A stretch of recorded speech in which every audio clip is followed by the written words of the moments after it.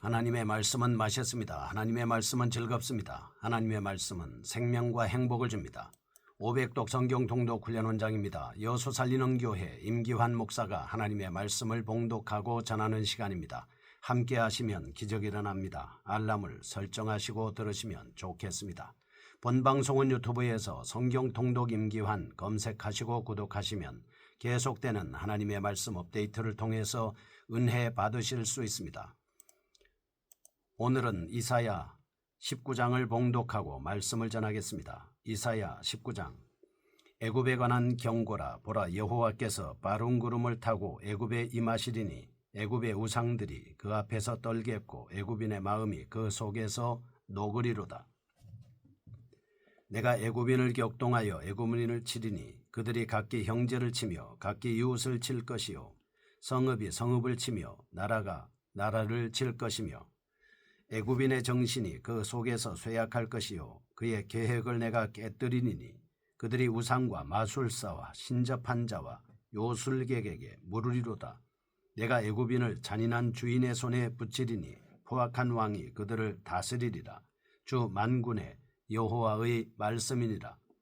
바닷물이 없어지겠고 강이 잦아서 마르겠고 강들에서는 악취가 나겠고 애굽의 강물은 줄어들고 마름으로 갈대와 부들이 시들겠으며 나일 가까운 곳 나일 언덕의 초장과 나일강 가까운 곡식밭이 다 말라서 날려가 없어질 것이며 어부들은 탄식하며 나일강에 낚시를 던지는 자마다 슬퍼하며 물 위에 그물을 치는 자는 피곤할 것이며 세마포를 만드는 자와 배 짜는 자들이 수치를 당할 것이며 그의 기둥이 부서지고 품꾼들이 다 마음에 근심하리라.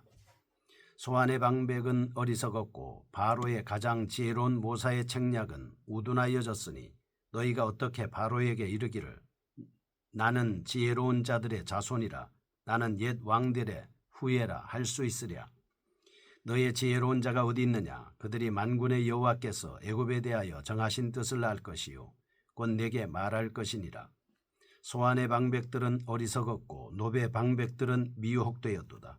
그들은 애굽 종족들의 모퉁이 또리건을 애굽을 그릇가게 하였도다. 여호와께서 그 가운데 어지러운 마음을 섞으셨으므로 그들이 애굽을 매사에 잘못 가게 함이 취한 자가 토하면서 비틀거림 갖게 하였으니 애굽에서 머리나 꼬리며 종려나무까지나 갈대가 아무 할 일이 없으리라. 그날에 애굽이 부녀와 같을 것이라. 그들이 만군의 여호와께서 흔드시는 손이 그들 위에 흔들림으로 말미암아 떨며 두려워할 것이며 유다의 땅은 애굽의 두려움이 되리니 이는 만군의 여호와께서 애굽에 대하여 정하신 계획으로 말미암음이라. 그 소문을 듣는 자마다 떨리리라. 그날에 애굽 땅에 가나안 방언을 말하며 만군의 여호와를 가리켜 맹세하는 5 성읍이 있을 것이며 그 중 하나를 멸망의 성읍이라 칭하리라. 그날에 애굽 땅 중앙에 있는 여호와를 위하여 제단이 있겠고 그 변경에는 여호와를 위하여 기둥이 있을 것이요 이것이 애굽 땅에서 만군의 여호와를 위하여 징조와 증거가 되리니 이는 그들이 그 압박하는 자들로 말미암아 여호와께 부르짖겠고 여호와께서는 그들에게 한 구원자이자 보호자를 보내사 그들을 건지실 것이라. 여호와께서 자기를 애굽에 알게 하시리니 그날에 애굽이 여호와를 알고 제물과 예물을 그에게 드리고 경배할 것이요 여호와께 서원하고 그대로 행하리라. 여호와께서 애굽을 치실지라도 치시고는 고치실 것이므로 그들이 여호와께로 돌아올 것이라. 여호와께서 그들의 간구함을 들으시고 그들을 고쳐 주시리라. 그날에 애굽에서 아수르로 통하는 대로가 있어 아수르 사람은 애굽으로 가겠고 애굽 사람은 아수르로 갈 것이며 애굽 사람이 아수르 사람과 함께 경배하리라. 그날에 이스라엘이 애굽 및 아수르와 더불어 셋이 세계 중에 복이 되리니 이는 만군의 여호와께서 복주시며 이르시되 내 백성 애굽이여 내 손으로 지은 아수르여 나의 기업 이스라엘이여 복이 있을지어다 하실 것임이로이라. 아멘. 이사야 19장입니다. 애굽에 대한 심판을 예언하고 있습니다. 18장에서 구수를 향하여 심판을 예언한 선지자는 19장에서 구수를 포함한 전체 애굽 세력에 대해서 본격적으로 심판을 예언하고 있습니다. 애굽과 구수를 향한 하나님의 심판 예언은 20장까지 계속 이어집니다. 이런 의미에서 18장에서 20장까지 애굽과 구수의 심판에 관한 예언의 3부작이다라고 볼 수 있겠습니다. 본장은 내용적으로 볼 때 1절에서 17절 애굽에 대한 심판의 성격의 예언이 잘 나타나고 있습니다. 18절에서 25절 애굽의 회복 및 구원과 관계된 예언입니다. 이러한 내용적 구분은 형식적 구분과도 어느 정도 일치를 보이고 있습니다. 1절에서 15절은 실제로 심판이 예언됩니다. 16절에서 25절 서술적인 산문체로 회복이 예언됩니다. 자세히 살펴보겠습니다. 1절에서 4절 사회적 혼란을 통한 심판입니다. 5절에서 10절 자연재해를 통한 심판 예언입니다. 11절에서 15절 정신적 미혹을 통한 심판입니다.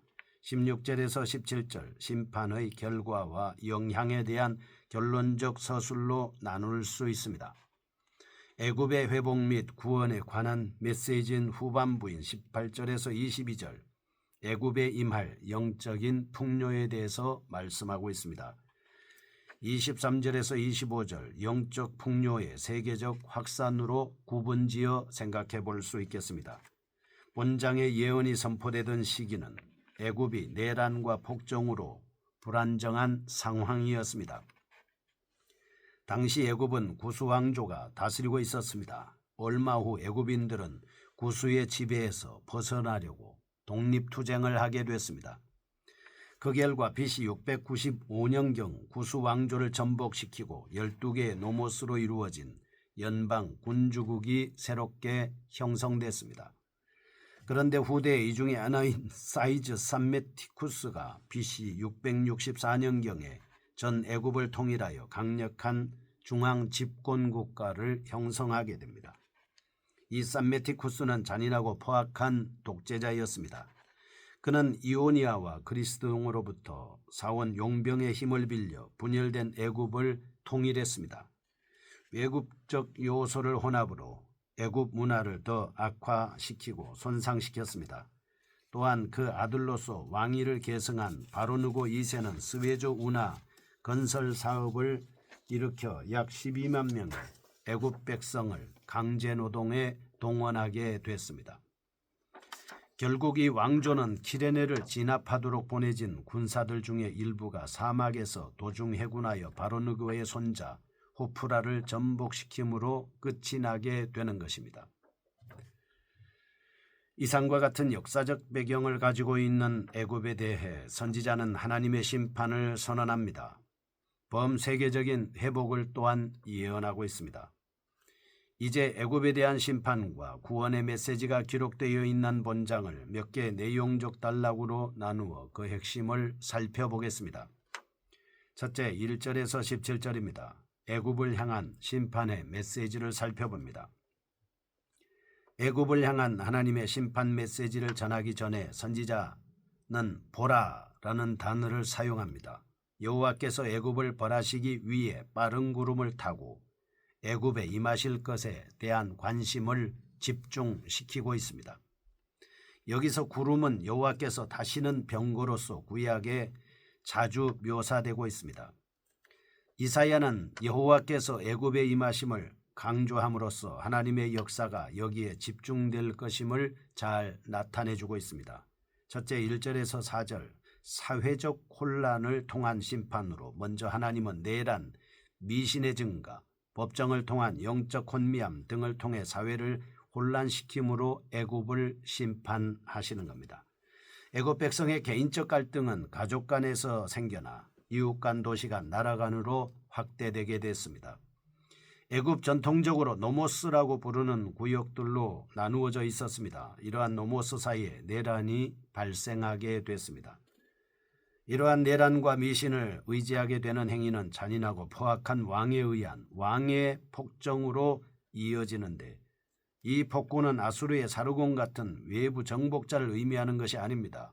분열된 애굽을 무력으로 통일한 삼메티쿠스 왕조를 의미하는 것입니다. 둘째, 5절에서 10절.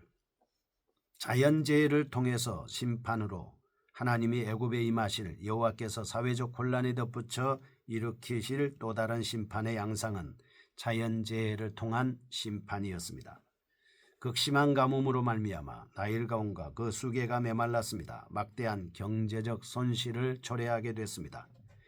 애굽의 나일강은 마치 바다와 같이 넓었고 항상 풍성한 물이 흐르고 있었습니다. 해마다 한 번씩은 범람하여 토지를 비옥하게 하고 깨끗한 수질을 유지했으나 하나님의 심판의 손길이 미친 이후에는 나일강이 바닥을 드러낼 만큼 말라버리는 이변이 생기게 됩니다. 수량의 급격한 감소와 수질 오염으로 강에서는 악취가 납니다. 강변의 갈대와 울풀들은 모두 마르고 나일강변의 초장과 곡식밭도 다 말라버립니다. 셋째, 11절에서 15절. 정신적 미혹을 통한 심판으로 애굽에 내려지는 하나님의 심판은 육체적으로나 물질적 심판만으로 끝나지 않고 영적 정신적인 면까지 확장되고 있습니다. 하나님은 전통적으로 가장 분별력 있고 유식하며 지혜로운 모사들인 소환의 방백들의 정신을 미혹하게 하여 사특한 마음이 생기게 함으로 무분별하고 우둔하게 만드신 것입니다. 그 결과 혼미한 정신을 가진 지도자들의 통치를 받는 애굽은 매사에 문제가 발생합니다. 넷째, 16절과 17절. 심판의 결과와 영향에 대한 결론적 서술로 지금까지 살펴본 세 가지 면에서 이 말 심판의 결과에 대한 결론적 서술입니다. 문맥을 연결시켜주는 역할을 하고 있습니다. 강성함을 자랑하던 애굽이 하나님의 심판을 경험한 후에는 부녀같이 연약한 존재가 되어 하나님을 두려워하게 되며 심지어 하나님의 백성인 유다 왕국까지 두려워하게 된다는 것입니다. 둘째, 18절에서 25절입니다. 애굽을 향한 구원의 메시지입니다. 애굽에 임할 심판의 메시지가 끝나자 이사야는 갑자기 분위기를 전환하여 회복과 구원의 메시지를 선포하고 있습니다. 유다의 종교적 영향력이 확산되어 애굽의 영적 풍요로움이 나타나고 이어서 세계적으로 드러난다라고 하는 것입니다. 첫째, 18절에서 22절입니다. 애굽에 임할 영적 풍요를 선지자는 애굽인들이 하나님을 알게 되고 하나님께 제물과 예물을 드리며 경배하게 된다고 예언하고 있습니다. 장차 애굽 땅에는 가나안 방언을 말하고 여호와의 이름으로 맹세하는 사람들이 사는 5개 도시가 생겨납니다. 그 중에 하나는 우상을 파괴하는 도시라 하는 장망성이라 불릴 것입니다. 애굽 땅 중앙에는 여호와를 기념하는 제단이 있게 되며 외국인들이 외부의 압박을 받게 될 때 하나님께 간구하며 하나님께서 구원해 주십니다. 또한 하나님을 섬기게 된 애굽인들이 또다시 범죄하면 하나님께서 징계를 가하심으로 돌아오게 하시며 애굽인의 기도를 항상 들어주십니다. 둘째, 23절에서 25절. 영적 풍요가 세계적 확산으로 선지자는 애굽의 심판 후 애굽에 내려진 영적 풍요는 애굽에만 한정되지 않고 세계적으로 확산될 것이라고 예언하고 있습니다. 아울러 애굽뿐만 아니라 그 대적이었던 아수르도 여호와를 알게 되어 서로 평화를 누리며 같은 한 하나님을 섬기게 된다고 선언하고 있습니다.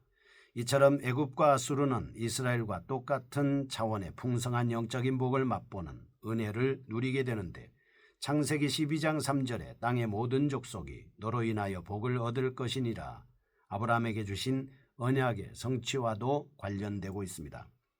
이상에서 심판 메시지를 통해서 첫째, 전능하신 힘으로 애굽을 벌하시는 여호와의 모습을 통해 하나님만이 세계 역사의 주인이심을 새롭게 인식할 수 있습니다. 둘째, 애굽과 아수르와 이스라엘을 모두 사랑하시며 복주시기를 원하시는 여호와의 마음을 통해 오늘날의 교회가 세계 선교에 최선을 다해야 함을 알 수 있습니다. 하나님의 말씀을 신뢰하고 그 말씀을 따라서 심판하시는 주님을 두려워하며 경배할 수 있는 저희가 되게 하여 주옵소서. 예수님의 이름으로 기도합니다. 아멘. 여수 살리는 교회 임기환 목사였습니다. 지금 극동방송을 듣게 하세요. 기적이 일어납니다. 우리는 지금 생명을 전하고 있습니다.